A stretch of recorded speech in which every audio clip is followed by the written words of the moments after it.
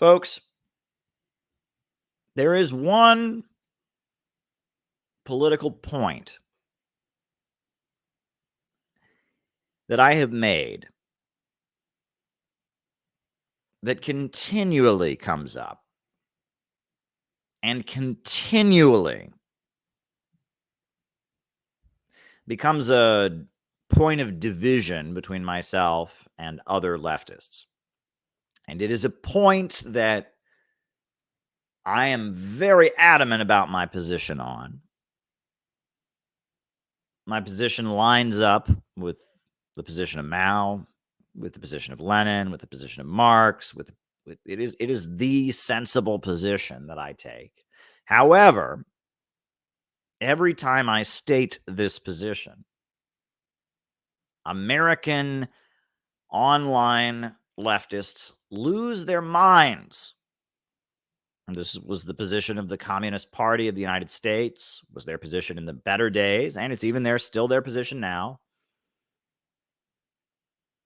This is the position of every sensible communist party in the world.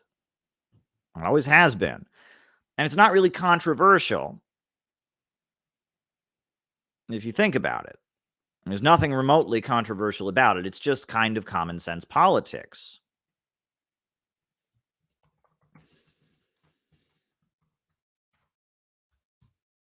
Kind of common sense politics. But yet, if you say it on the communist internet, all the 14-year-olds lose their minds. It drives them up the wall. How dare you say that? And I will state this position, which is just common sense.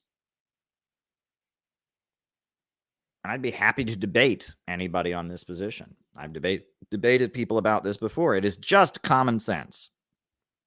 And the position that I take, which is the position of Mao, which is the position of Lenin, which is the position of the Communist Party USA, which is the position of all sensible communists in the world, is that we do not advocate a violent revolution.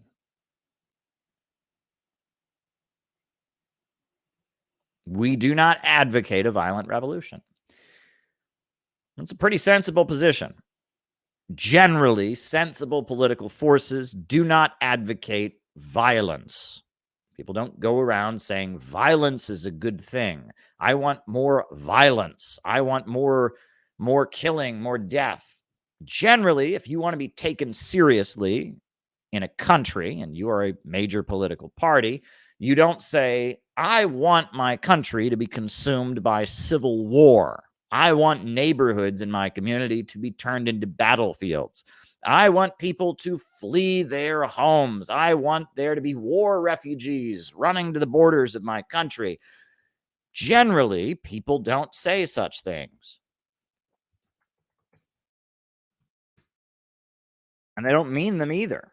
If you really want what is best for the American working class, you don't want them to be having their communities destroyed by war. You don't want them to be dying. You don't want them to endure some kind of catastrophic event where explosions and bombs and rival armies are battling it out. You don't want such a thing. And if you claim to be an advocate for the working class, you must not advocate a violent revolution. It's pretty sensible politics. Pretty sensible position. Pretty basic. Pretty basic. And if you look at the various revolutions that have happened throughout history, they've lined up with this. The Chinese communists did not take up guns until they were forcibly removed and facing extermination at the hands of Chiang Kai-shek. During the early 1920s, they were part of a coalition government, and they worked peacefully within the KMT, Kuomintang government, to build up their forces and to advocate a peaceful transition to socialism. And then, after Chiang Kai-shek started killing them, they went to the countryside and they joined the peasant uprisings. And then they once again formed a coalition government to fight against Japan. After Japan was defeated, they once again tried to have a coalition government. Many times, Mao said, "We do not advocate civil war. We would prefer a coalition government." If you read Long Live Leninism, they said that a transition to socialism that's peaceful is preferable. None of this is at all controversial. Communist parties that are serious, you go to Russia, they have a huge communist party, and that communist party does not advocate a violent revolution. You go to India, they have many huge communist parties. Communist Party of India Marxist, Communist Party of India, Communist Party or the Socialist Unity Center of India. They do not advocate a violent revolution. You go to Latin America, go to Venezuela, go to Chile. I mean, you go to Peru. I mean, communists generally do not advocate violent revolutions. They just don't. Violent revolutions do happen. That's true. But they happen when the capitalists make a peaceful revolution impossible. When the capitalists prevent people from peacefully organizing, when people are facing violent, heavy-handed state repression, their ability to peacefully organize is suppressed. That is the situation in which violent revolutions occur. But revolutionaries always try to avoid that. And they try to work to get socialists and communists elected to office, to build up labor unions, to build up community organizations. Communists always try to carry out a peaceful transition to socialism. However, they do understand that the capitalist state is a body of armed men, and that often, in order to stay in power, the capitalists will abolish democratic rights and engage in heavy-handed violence. And under such circumstances, the workers have the right to defend themselves. And when violent revolutions do occur, it is the working class defending itself. And communists also will educate people about the fact that this is likely to occur. And they will explain the need for community militias and, armed groups among the population to practice self-defense. They'll oppose gun control legislation because gun control legislation is a mechanism through which the people are prevented from defending themselves in such a circumstance. But at the same time, they do not advocate armed violent revolution. They prefer and put forward a program for a peaceful transition to socialism. This is very, very much common sense.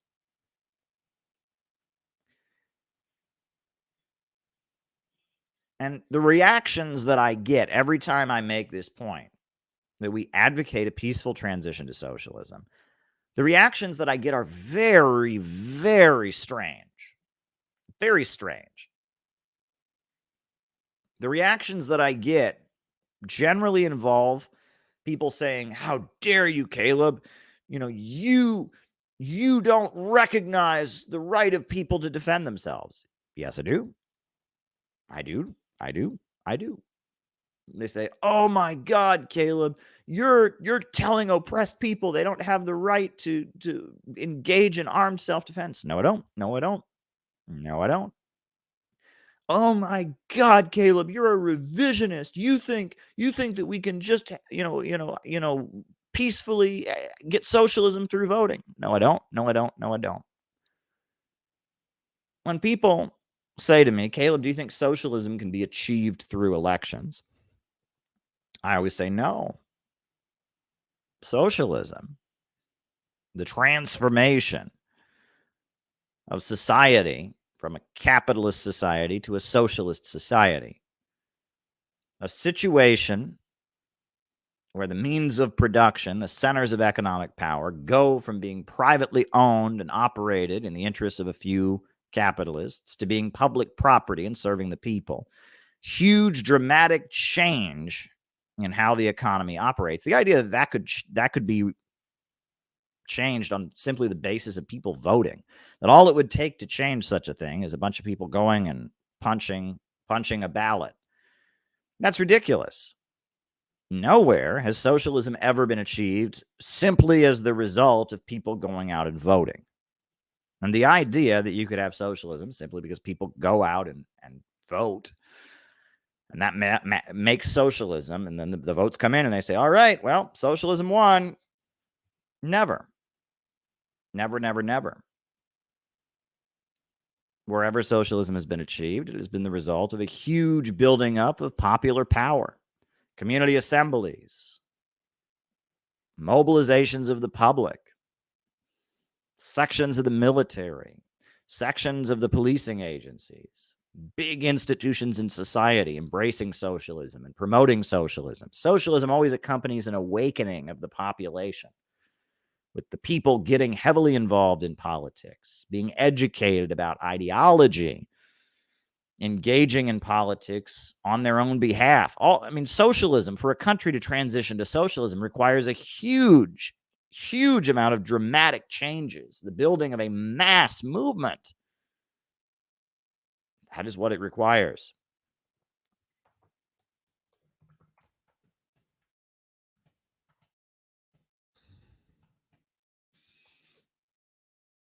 That is what it requires. And the idea that such a thing is not necessary, and all that's necessary is for people to go check their, one box in an election, that's ridiculous. The position that I take is very sensible. It's very rational. The idea is that we should build up a mass movement based on a program to change society, to move society towards socialism, and to do so peacefully, but to challenge property relations, to put forward the need for the means of production to be operated to serve the people, to put forward a rational vision for changing society, and build a mass movement around such a program. That is the basis of building a working class revolutionary movement. And I always want to ask these people who advocate a violent revolution, I always just want to say to them, so what's the plan? How are you going to do this violent revolution? Right? You're saying, no, we can't advocate a peaceful road to socialism. We must advocate a violent revolution. So what is the violent revolution? How do we have the violent revolution?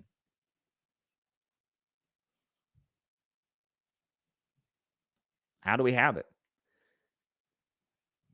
And why do we need this violent revolution? Why can't we, move towards socialism peacefully?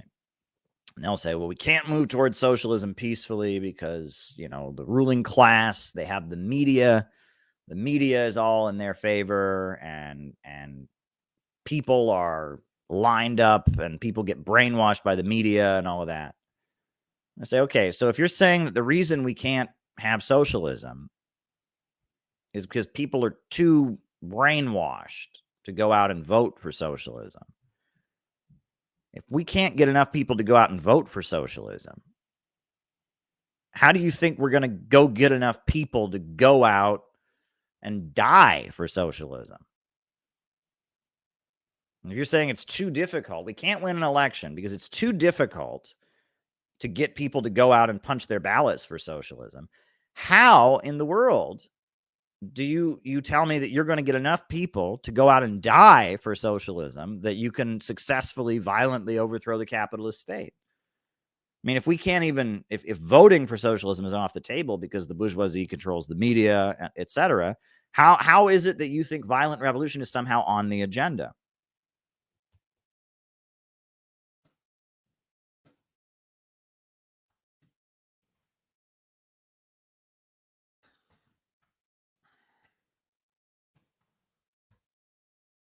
Okay. I mean, always ask any of these people that insist we must have a violent revolution, what is the plan for the violent revolution? How is it going to happen? How does this violent revolution that you advocate happen? Now, just ask that question and see what they say. Very few of them will give you an answer that is in any way coherent or logical. some of them will basically say, oh, well, things have to just get so bad and deteriorate that they get so angry that things are bad. Wait a second.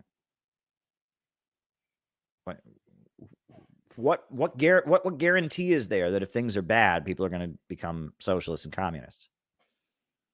You know, in the 1970s, the U.S. economy had its first major downturn since the end of the Second World War, and that led to the Reagan Revolution. Ronald Reagan came in there. It led the United States to become much more right wing. You know, in Germany in the 1930s, things were very, very bad.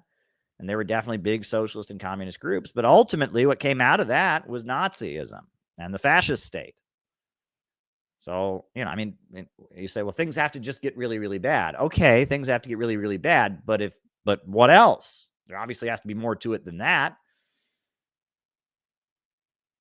All right, things have to get really, really bad. And what?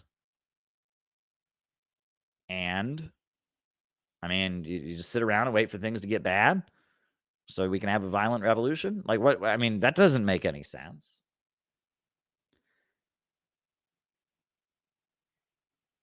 We just sit around and wait for things to get bad. I mean, that's not a logical position. That's not a plan. I'm not interested in sitting back and waiting for things to get worse. Sometimes they'll put forward strange, very, very, very strange, complicated theories, right? They'll put forward the idea that, well, there's there'll be things like huge rebellions among the black community, right? The black people, there'll be events like the LA riots.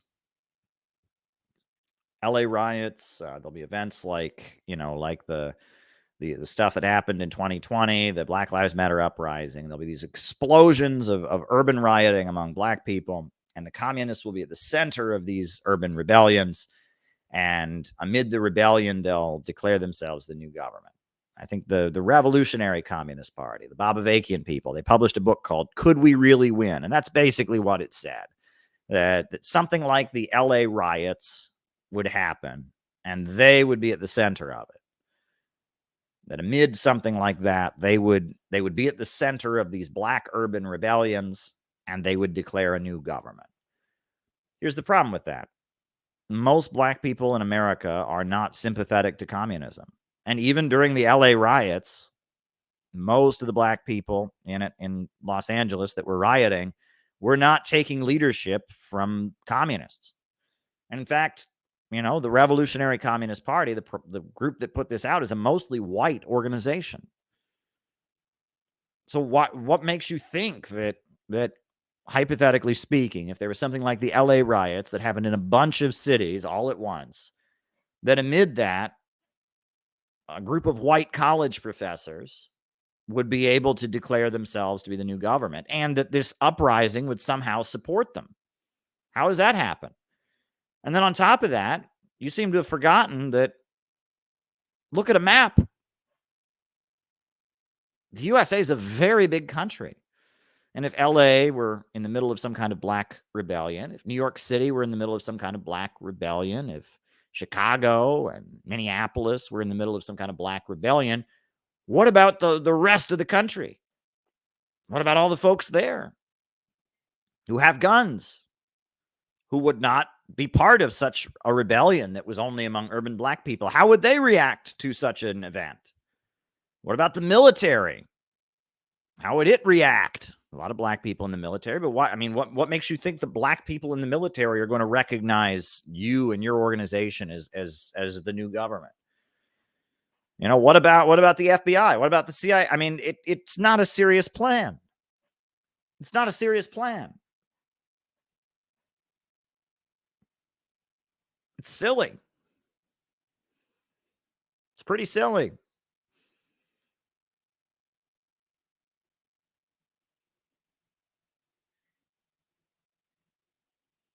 I mean, I hear other things like that. And then for the most part, these people who have this violent revolution fetish, these Maoists, usually it's Maoists who have this fetish. They like Mao because he had a gun, because in the Little Red Book, he said political power grows out of the barrel of a gun. They like Mao because they see Mao as a symbol of violence. They like the Shining Path in Peru because they see them as violent. These guys really love violence, not so much economics or scientific Marxism, etc., but they love violence. They love violence. And so you say to them, what's the plan? And then they say, oh, there can't be a revolution in the United States because the people here are all Euro settlers. The people here are all the labor aristocracy. The people here have it too good, so they're not revolutionary. And if I hear that, I say, then why do I care what you think? If you don't think a revolution is possible in the United States, if your orientation is that the people here have it too good, there's no hope for revolution, why should I listen to you and how to move towards socialism? Why should I listen to you? You don't even think what I want to do is possible. I mean, I'm trying to think of an example, but should a butcher get advice on how to be a butcher from a vegetarian? A vegetarian doesn't believe in eating meat. So why would a butcher go to a vegetarian and say, now, how should I cut the meat? The vegetarian says, I don't believe in meat. So it's not a rational discussion. So when people like Jason and others attack me for saying I want a peaceful transition to socialism, and I want to put forward a program for a peaceful transition to socialism, and that's this unforgivable crime, why do I care what they think? They don't think socialism is possible in the United States. They say, no, the West, they're all Euro settlers. They're all no good. So you think that, why do you care? I mean, I could advocate a violent road to socialism. I could advocate any road to socialism. You shouldn't care at all. Shouldn't matter to you because you say it's not possible. You say it's not possible.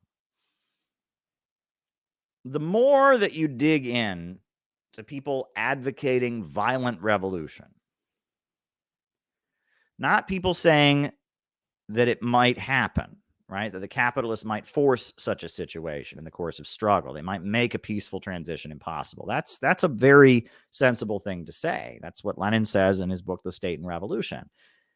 But for the people that go around saying that you must advocate a violent revolution, and somehow because I and other sensible revolutionaries do not advocate a violent revolution, we do not go around saying we want violence. We don't go around saying we want civil war. We instead put forward a program of concrete things that could actually challenge property relations and make life better in the United States. Because I do such a thing, they condemn it as revisionist. The more you talk to those kinds of people who insist that we talk about the need for a violent revolution, that if you don't advocate a violent revolution, that you are somehow committing some horrific offense, the more that you dig into those folks, the more you realize these people, they're not serious. They're not serious. For them, violent revolution is a fantasy. It's an action movie that they imagine someday participating in. It's a LARP. It's a way to feel good about themselves.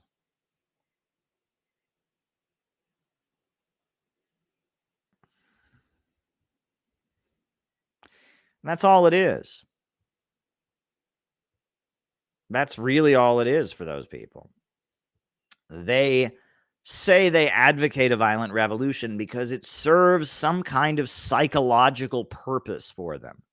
Makes them feel like they're ultra revolutionary. It does something for their self-esteem, right? It makes them feel like they can wake up in the mirror and look at themselves and say, I am so much more revolutionary than people who advocate a peaceful road to socialism. I advocate a violent road to socialism. It's weird. It's strange. It serves some other purpose because they're not moving toward some kind of violent road to socialism. They haven't coherently thought about how some kind of violent road to socialism is possible. It's just some kind of weird fantasy that they have taken on. It's some kind of weird expression of their antisocial desires.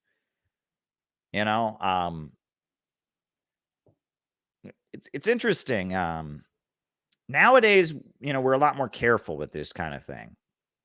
We can't talk this way. There's been so many horrendous school shootings and stuff. But years ago, before school shootings were so common, there was a cartoon from Calvin and Hobbes, right? I think it was Calvin and Hobbes, right? It was a cartoon.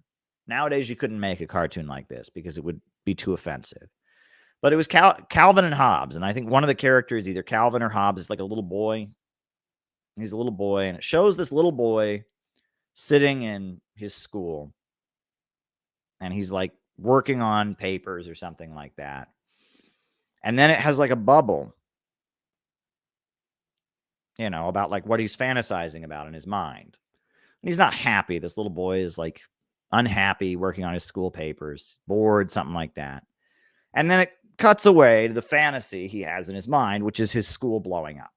Now, you can't do a cartoon like that anymore because, nowadays with school shootings and stuff, that's not cool.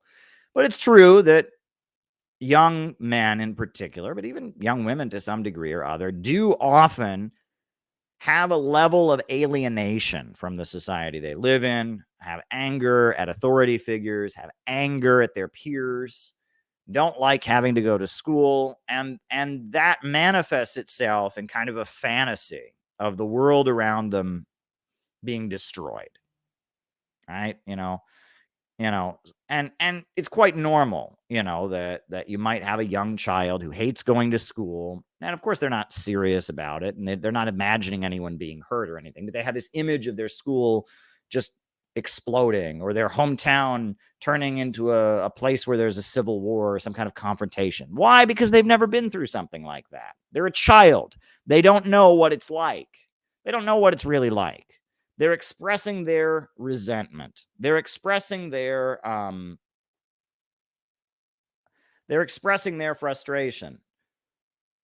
That's all it is. 1 second.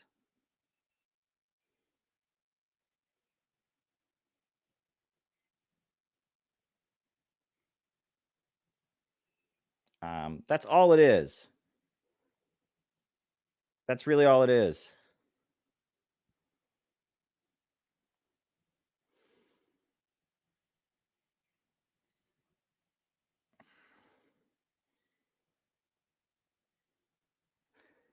That's really all it is. Sorry, I had to take care of something work related there. That's really all it is. It's just like a fantasy. It's, they don't like the way things are. They've got some pent up frustration. And so they have this kind of hypothetical dream in their head of the world around them exploding, right? And they don't have any intention of actually being violent to anybody.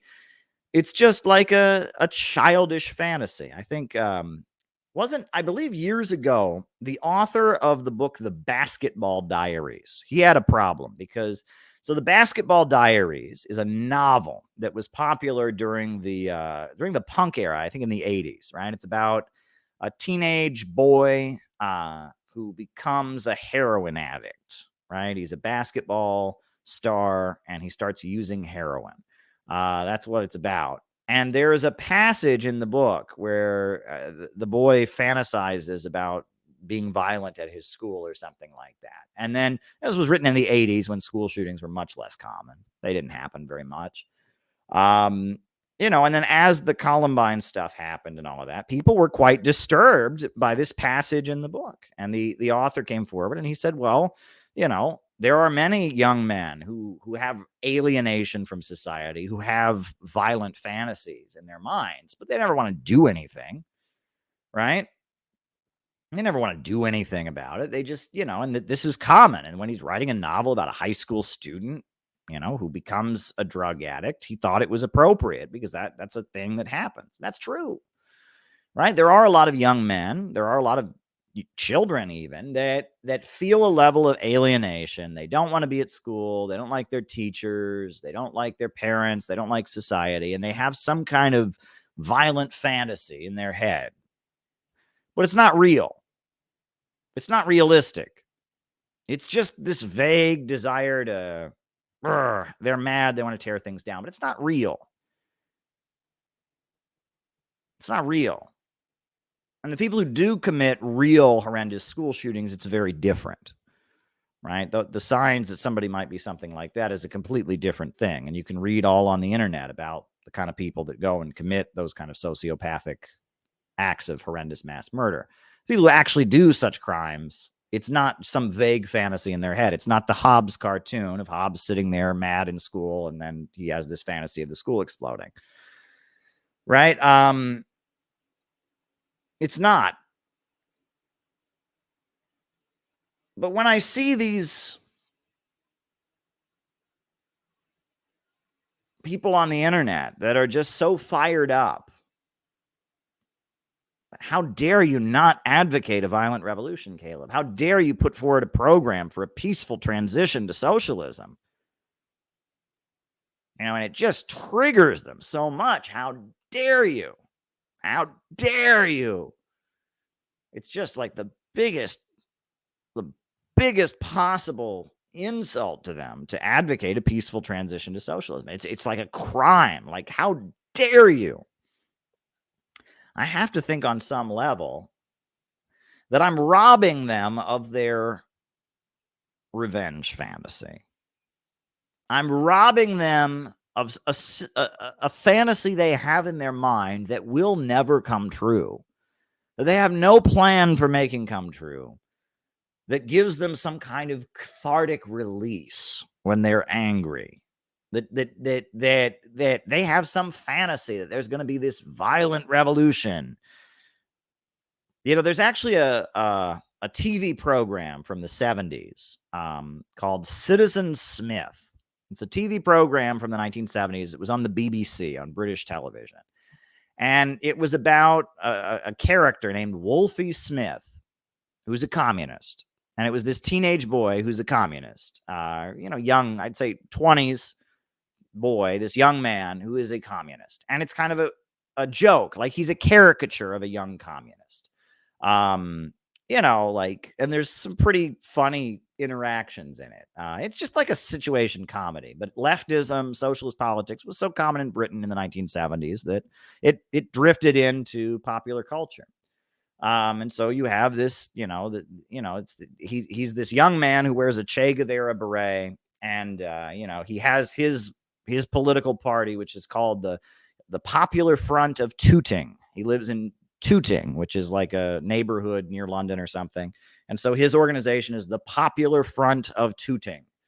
And I think the first episode, they show like an election and they have like the Labor candidate, this many votes, hooray. The Conservative Party, this many votes, hooray. And the Popular Front of Tooting, 3. And so then the next scene is him sitting with his 4 comrades trying to figure out which one didn't vote for him. He's like, I only got 3 votes. One of you guys didn't vote for me. It's very funny. It's a lot of scenes like that.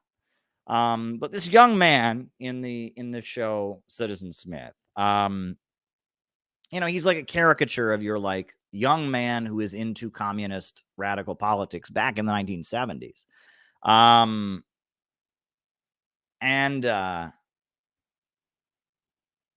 There's one particular running gag they have on the show, which is that he carries around in his front pocket. He has a front pocket on his shirt, the list of people he's going to execute when the revolution comes. Right. And when he gets mad at somebody, he pulls the list out and he pulls his pen out and he's like, I'm putting you on the list. I'm putting you on the list. And his friends will like grab him and be like, no, don't do it. And they'll be like trying to hold him back. He's like, I'm writing his name down. I'm writing his name down. It's silly. It's funny. Because we all know that to some degree or other, some of these people that get caught up in communist politics, there's a very big element of that. It's not serious. It is an expression of their adolescent alienation. There's some other funny exchanges I remember from watching that show. I remember there's there's an argument, like his girlfriend wants to hang out with him. His girlfriend wants to hang out with him one night. And he's like, I can't do that. We've got a secret meeting of the party tonight. A secret meeting. And she's like, what are you going to discuss? And he's like, okay, I'll tell you.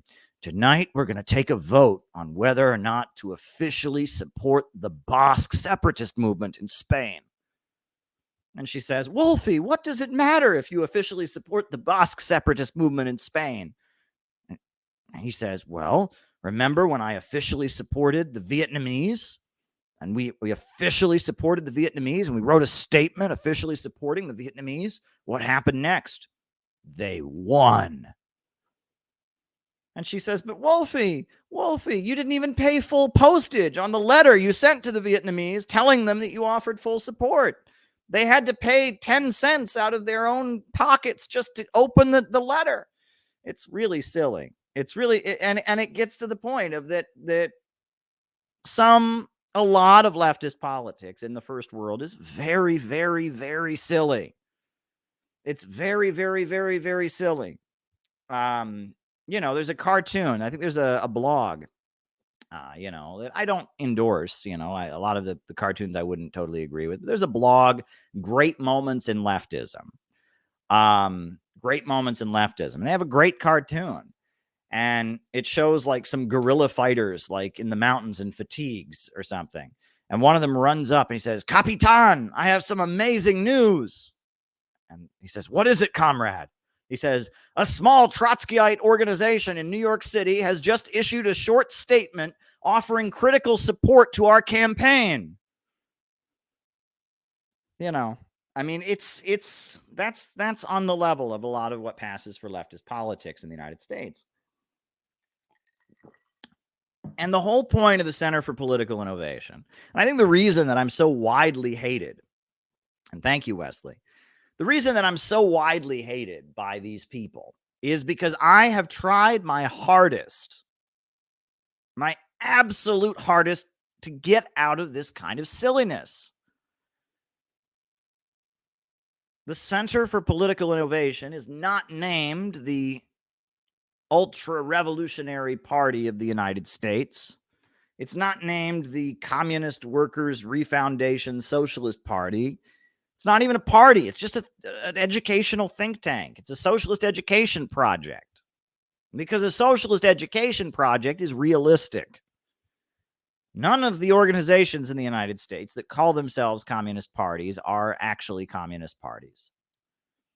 They are all groups of people who believe in communist ideology to some degree or other and engage in some kind of activism, but they are not revolutionary parties. The Center for Political Innovation, unlike these groups, recognizes that it is not a political party. The Communist Party USA is not a political party. The Workers' World Party, the PSL, the Socialist Workers' Party, none of these are real parties. These are groups of people who get together and study Marxism and engage in some kind of activism. But a political party, a real political party, would represent real political forces in the country. A real political party would have labor unions aligned with it. A real political party would have neighborhoods and communities that supported it. A real political party would be able to put forward real demands. A real political party would be something that the government, other political parties would be concerned about. When the Democrats put out something, the Republicans look into it and read it. When the Republicans put out something, the Democrats look into it and read it. Do you think that the Democrats or the Republicans give a flying fuck what the Communist Party of the United States does? Well, if you think they do, you are delusional. They could care less. The Democrats and the Republicans don't even have any idea the Communist Party still exists, right? A real political party looks absolutely nothing like any of these communist parties in the United States. And so for the Center for Political Innovation to call ourselves a party, that would be our first mistake. And for us to try and take on the aspects of a party, democratic centralism, a central committee, a group of people passing resolutions, you are expelled from the central committee of the party. It would be silliness. It would just be utter silliness because it's meaningless.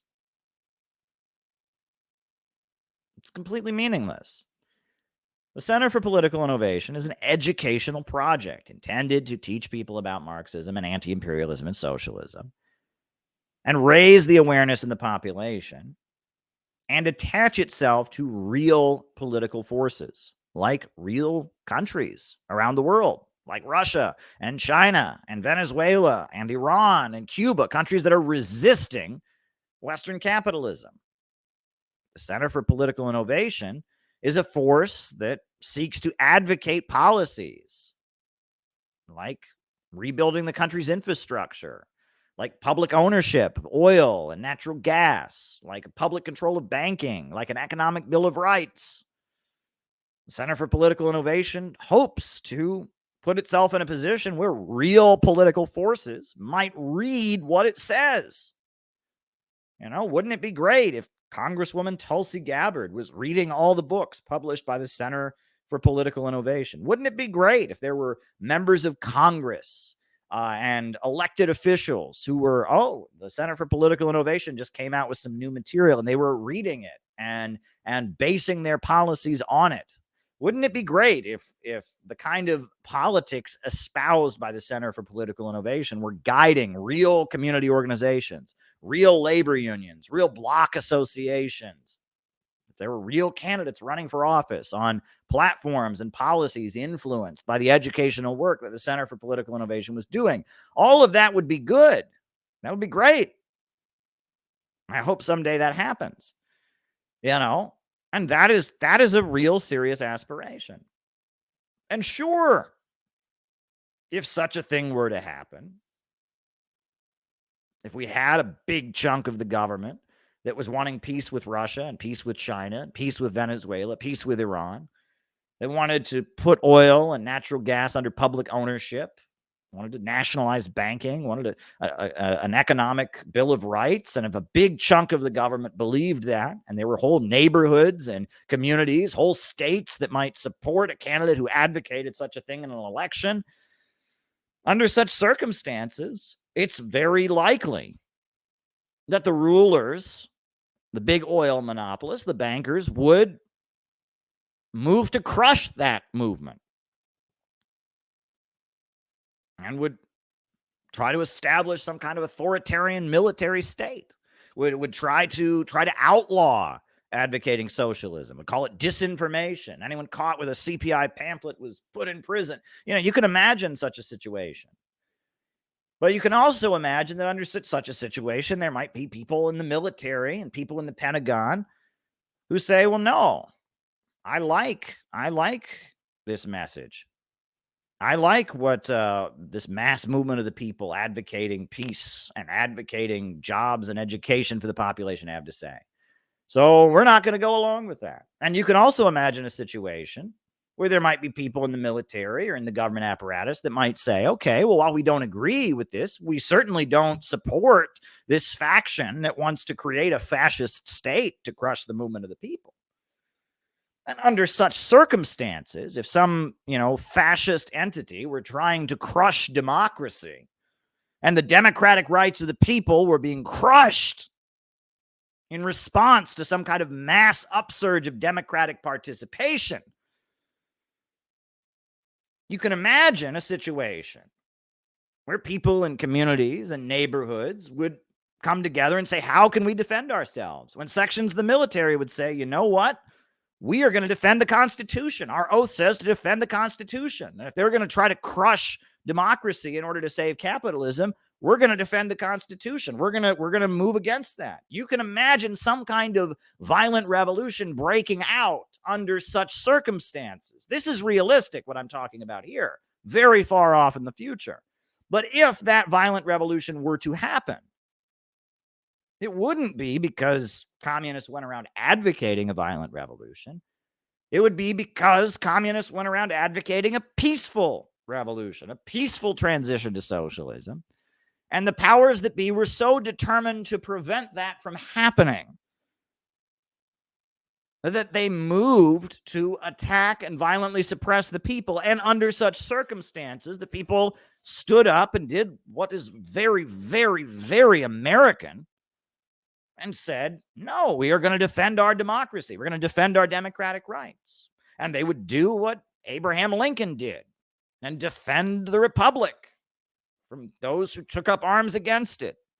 They would do what Roosevelt did in response to the business plot and defend the Constitution and defend the country from those who seek to overturn democracy and prevent the people and their democratic will from being carried out. And yes, such a circumstance might look like a violent revolution when it happens, but that would only be because the capitalists forced such a situation. And it could only ever occur if there was a huge, well-organized mass movement of the people advocating a peaceful transition to socialism. And if the communists remain an isolated group of teenagers who don't go out and put forward a real program to make the country better, who don't wave American flags and say they love the country and that they have a program to make the country better, if they don't explain that the same banks and corporations that are destroying countries around the world, grinding Africa into poverty, pushing us into a new world war, those same banks and corporations are destroying Iowa and Tennessee and Minnesota and Alabama and Missouri and Kansas. If they don't get the American people in their millions to understand that the bankers and the Wall Street monopolists are the true enemies of America, and that the future of the American working people is bound up with the struggle of the people around the world for national liberation against the big banks and oil monopolies and the international oligarchy. If such a broad mass anti-imperialist movement never comes into existence, there's absolutely no chance of moving towards socialism at all. And such a circumstance is never in any danger of happening.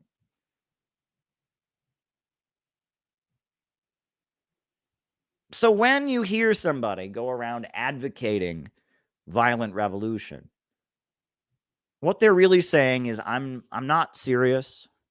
I haven't really thought this out.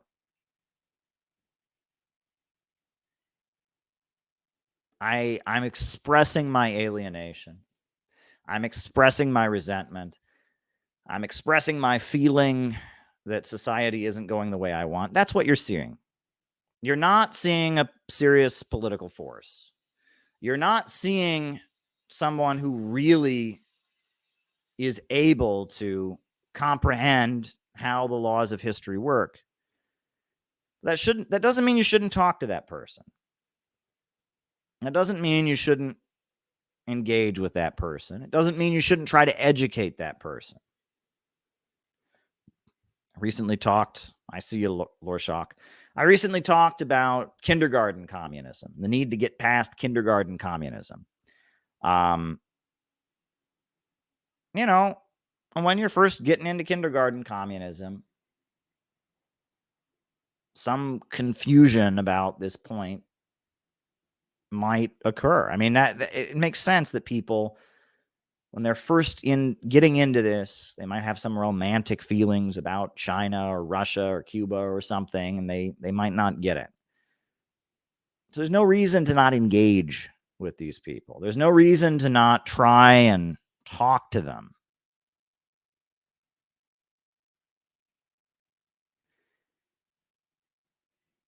But when we talk to them, we should be constantly trying to get them to a higher plane of understanding.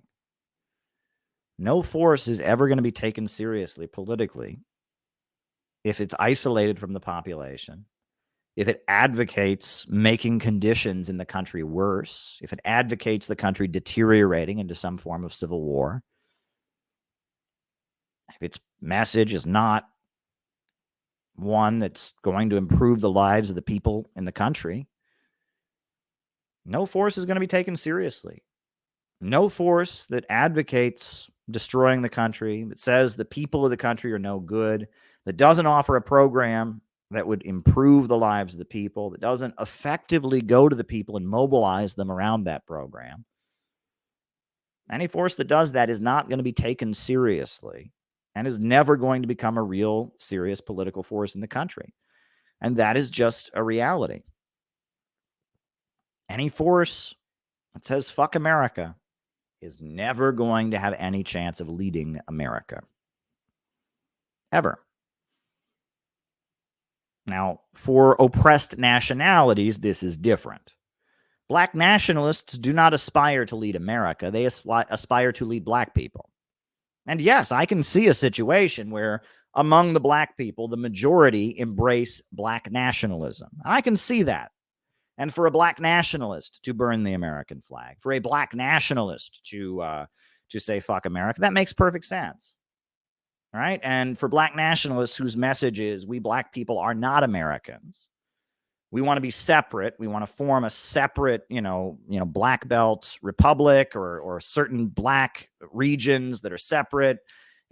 For black nationalists to put forward an agenda that is blatantly hostile to the concept of America makes perfect sense. Makes perfect sense. And we respect the right of black people to determine the question of integration or separation for themselves. Martin Luther King Jr., he waved the American flag. He considered himself an American. He said what he wanted was the right of black people to have equal access to American society. Malcolm X, on the other hand, he said, we are not Americans. We have never been Americans, and we want to be separate. We want to have our own territory within the U.S. borders. We want control of our own neighborhoods, etc. Well, we respect the right of the black people of America to pick between Malcolm X or Dr. Martin Luther King Jr. or any other force that may come along, and we do not seek to impose that. So for an oppressed group, for an oppressed nationality, it's different, of course. But for a force that actually aspires to be a serious political current, for a force that does aspire to lead America, the message can never be fuck America.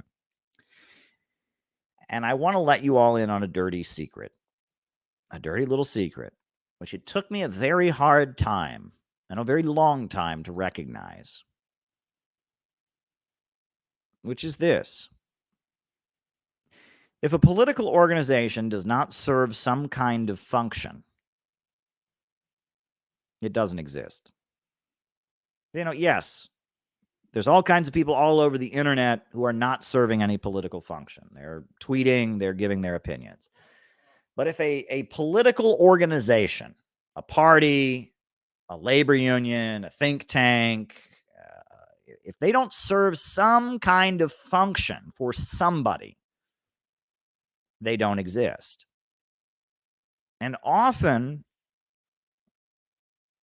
the stated purpose is different than the function that they actually serve. Let's be real. The Communist Party USA, on paper, is supposed to be a group that's leading the United States toward Bill of Rights socialism. Right? If you read their program and constitution, the Communist Party USA, in theory, is supposed to be a mechanism for people moving the United States towards socialism. However, if you get close to the Communist Party USA, you will notice that while their stated purpose is one thing, they serve another purpose. The purpose of the Communist Party USA is twofold. One, it is to get people who are attracted to Marxist and socialist ideas to vote for the Democrats. They work really, really hard. They for years, they are very good at going around to people that are sympathetic to Cuba, people that are sympathetic to China or anti-imperialist countries, going around to people that are getting into Marxism and convincing them that to stop fascism, they need to vote for the Democrats, and getting them to become Democratic Party organizers. And often the Communist Party USA has supplied some of the best organizers for the Democratic Party. Some of the most hardworking people that campaigned for Walter Mondale, in local areas, New York City, the Reform Democratic clubs of New York City, some of the people that worked the hardest for the Democratic Party were communists. So that's the first purpose the Communist Party serves. Second purpose that the Communist Party serves is they function as a back channel from the Democratic Party to socialist countries. All right? The Communist Party exists to tell China and tell Vietnam and tell Cuba, it'll be better for you if the Democrats get into office. It's a group that campaigns for the Democrats, and then it sends delegates to China or to Vietnam or to Cuba to tell them all about the good connections that they have in the Democratic Party, to reassure them that the Democrats are not crazy fascists like the Republicans, and to kind of hint to the socialist countries, if not directly tell them, that they should be putting their resources and their efforts into supporting the Democratic Party of the United States, because the Republicans will make it so much worse. And the Communist Party has, they've got a few people inside the Democratic Party, so there's hope for that. That's the purpose that the Communist Party serves. It is a vehicle of the Democratic Party and the American intelligence community for courting and feeding disinformation and manipulating the socialist states on the one hand, and on the other hand, of corralling leftists and socialists and young people that are becoming anti-imperialist and revolutionary, corralling them to vote for the Democrats. And that is why the Communist Party exists. It serves a function. It is necessary to do this, right? When you have big countries led by communist parties, it's going to be necessary to have a communist party in the United States that can manage the relationship between the Communist Party of that country and the Democratic Party of the United States. So there's that. And that's the Communist Party. The Workers' World Party and the PSL, what purpose do they serve? They stage liberal rallies. They stage protests. Right? They stage the protests, and they try to push the protests in a more radical direction. Right? That's the purpose that they serve. They have protests around trendy liberal causes, and they try to insert some kind of radical message into those protests. They try to, insert their tanky politics, their pro-Iran and pro-Cuba, pro-North Korea politics into these trendy liberal protests. And they get the permit and they stage a Black Lives Matter rally. They stage an anti-Trump rally, and then they try to nudge the people at this anti-Trump rally to have revolutionary anti-imperialist politics. That's the purpose that they serve. And they need somebody. They need somebody to stage these rallies. And they need to make clear to the world that not all America, there is room in America for dissident views, that, so it serves a purpose. It serves a function. But is that function to transition the United States towards socialism? Is that function to move the United States into the anti-imperialist camp? Of course not. It's another function. And one of the most clear signs that a political organization is not serving its stated function, is not serving the function of becoming a mass political organization that's leading the broad mass of the people. One of the clear signs of that is when they go out of their way to alienate people, which they do. And if you notice, all of these little communist sects go out of their way to alienate people. They alienate anyone who's patriotic to the United States. They alienate anyone who is religious and of Christian faith. They alienate people on the basis of all kinds of things because they're not looking to become a mass organization that includes millions of people. That's not what they're doing. They're looking to cultivate a small group of people to carry out a specific function. And so, if you are not the kind of person who's going to help them carry out their function, they have no problem alienating you. And these groups go out of their way, and I saw it over and over again. They go out of their way to alienate huge chunks of the population. They go out of their way to alienate people because the people they're alienating are not useful in carrying out their stated function. Do you think the Communist Party has any hope of ever gaining a foothold in red states? Of course not. Do you think that, red state workers are, in mass going to join the Communist Party? No, of course not. But they don't want that. Their job is to channel people in blue states to become Democratic Party volunteers to create, I went over what their purpose is. The Answer Coalition, PSL, Workers' World. Do you think they're ever going to, are they ever going to recruit among the broad masses of Americans? No, because that's not their function. Their function is to stage manage the protest movement. That's what their function is. And so because of that, why do they need to win over? They can go out of their way to alienate those folks. They can go out of their way to offend those folks because they don't need to win them over in order to carry out their function. Well, we at the Center for Political Innovation, we know what our function is. We are honest about our function. We are not pretending to be the vanguard party. We aren't. We are not pretending that we are going to someday be the leaders of the tribune of the people and storm the Winter Palace. We are not saying that. We're not saying that we are a political party that's going to win all the elections. No, we're not saying that. We are very honest about what our function is, which is to carry out educational events and educate people about socialism, educate people about anti-imperialism, and communicate an anti-imperialist message to the broad masses of people. On the one hand, we want to put forward a program to move the United States in an anti-imperialist direction and in a socialistic direction that would be agreeable to most people in a popular way.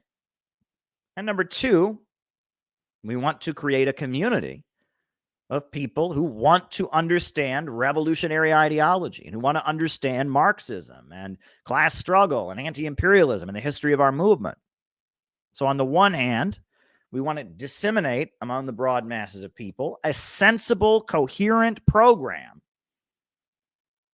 and message about how things could change and the country could improve by moving away from imperialism, moving away from capitalism, moving toward an economy that serves the people, and breaking out of this open international system. That's the first thing, as an approach to the broad masses of people with a clear 4-point plan of these are ways your life could be better. Why doesn't the government do these 4 things? These things seem like common sense, pretty basic. That is our approach to the broad masses. That is our mass line. And for the kind of people who watch these streams every night, for the kind of people who have bookshelves like these, for the kind of people who are interested in this kind of stuff, we want to build a core of people who know each other and trust each other and can depend on each other and have great events with each other and support each other and function as a community. And function as a community of people who offer each other support and who are a community of solidarity rooted in the history of our movement. And in this community, We want everyone to be very educated, and we want to have classes and meetings and forums. We want to sing the socialist songs. We want to study the classic works of Marxism. We want to study Islamic socialism and Christian socialism. We want to study Bolivarianism and Ba'athist Arab socialism, the Juche ideology of People's Korea. We want to build a community where people rely on each other, people support each other, people know each other, and the foundation is continuity of the revolutionary movement that has gone on for so long, right? That is the idea. That is the twofold purpose of the Center for Political Innovation. That is our stated purpose: to put forward a clear, coherent program for the broad masses of people that is patriotic, that is anti-imperialist, that is not hostile. It seems rational and sensible. And secondly, to build a community of people who want to give their lives to this, people who want this to be what they live for, people who want to make this what their life is about. That is the purpose of the Center for Political Innovation, and we're completely open about it. We may not be always so good at doing these things. Things may go wrong sometimes. We may have trouble having a conference. There may be disagreements in the organization. This may go wrong. That may go wrong. But we are open about what our stated purpose is. We don't call ourselves a party. We don't pretend that we're on the brink of taking power. We don't have highfalutin delusions of grandeur. We recognize that we are a small group of people engaged in educational work. But part of what makes us so important is the fact that we do have international connections. We have sent delegations to Nicaragua. We do have people who pay close attention to our work in Russia and in China and in Iran and in Venezuela. There are people from all over the world watching this stream right now because they think people doing this kind of work in the center of U.S. imperialism is very important. And out of the movement to the masses is my attempt to form an organization that is honest about its function, honest about its purpose, and has a realistic sense of its own capabilities, and can take on a task that needs to be done and move us toward the world that we need as our country slips further into crisis.